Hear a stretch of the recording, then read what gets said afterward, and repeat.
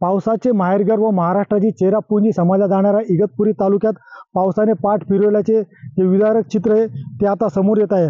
आपण आता आहोत इगतपुरी येथील डॅमवर। आपण बघू शकतात की मान्सून दाखल होऊन 20 दिवसाचा अवधी उलटूनही तालुक्यात पावसाने ओढ दिल्याने धरणांनी तळ गाठला आहे।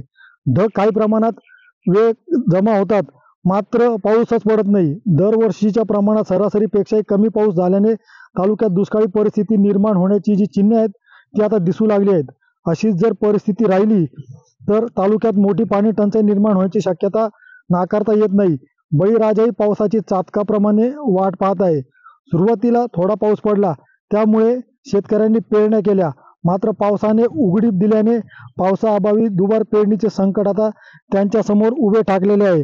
शासनाने जमा झालेल्या जे ढग आहेत त्या ढगांवर फवारणी करून कृत्रिम पाऊस पाडावा अशी मागणी आता जी आहे ती आता इगतपुरी तालुक्यातून समोर येत आहे।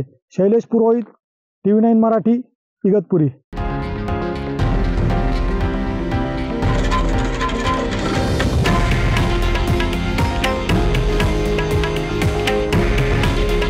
हे आहे देशातील नंबर 1 न्यूज नेटवर्क आणि आपण पाहत आहात TV9 मराठी। काळजी तुमची, हित महाराष्ट्राचं।